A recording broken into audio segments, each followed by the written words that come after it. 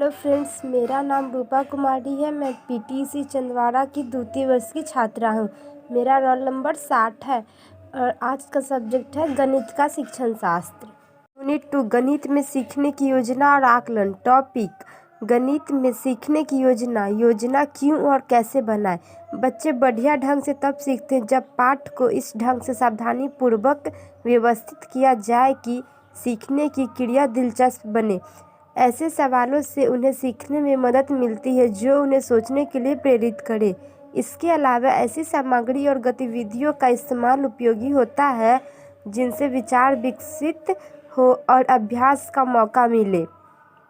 दूसरी ओर शिक्षकों को कक्षा की सच्चाइयों का भी सामना करना होता है।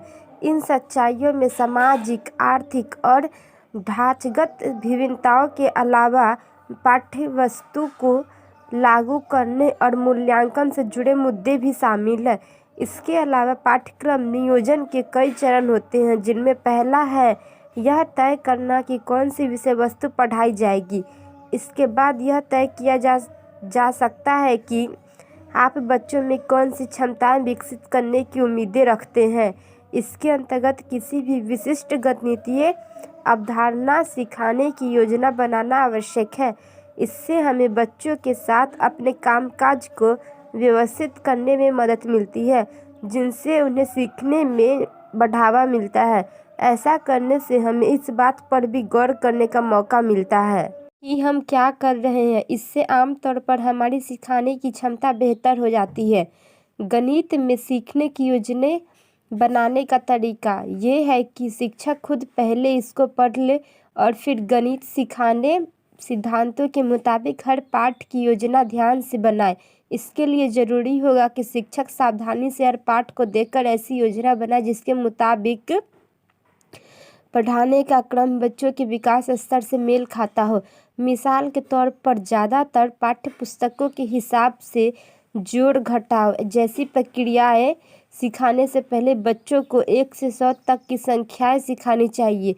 इसमें हो सकता है कुछ बच्चों को संख्याओं के नाम याद होने से पहले ही जोड़ घटाव आते हो, फिर भी इनसे गिनती के अभ्यास का भी एक बढ़िया संदर्भ बनता है।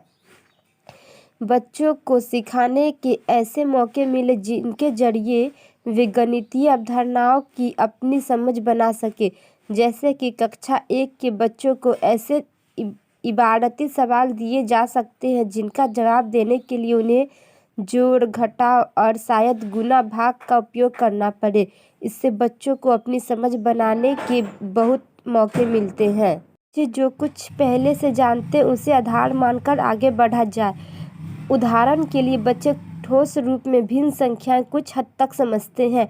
हालांकि हो सकता है कि प्रतीकों के रूप में भिन्नों से उनका पाला न पड़ा हो, तब भिन्न सिखाने के लिए उनकी इस समझ का इस्तेमाल किया जा सकता है। किसी गणितीय अवधारणा को लिखित रूप में सीखने से पहले और सीखने के दौरान बच्चों को उसके बारे में बोलने के मौके मिले। लिखित प्रतीकात्मक रूप से संबंध जोड़ने से पहले बच्चों को मौका मिलना चाहिए कि वे गणितीय अवधारणाओं को लिखित व ठोस रूप में समझ सके। इससे उनकी गणितीय समझ बेहतर होगी और वे सूत्रों को आंख मूंद कर लागू करने से बच जाएंगे। इस बातों से सार यह निकलता है कि हमें योजना कुछ इस तरह बनानी होगी कि बच्चे की गणितीय सोच व कौशलों को विकसित करने में मदद कर सके। इसके लिए उन्हें सीखने के ठोस अनुभवों की ज़रूरत है, न कि प्रतीकों के साथ ज़्यादा माथाचप्पी करने की। इसका मतलब है कि सिर्फ पाठ्य पुस्तक पर निर्भर रहने से काम नहीं चलेगा।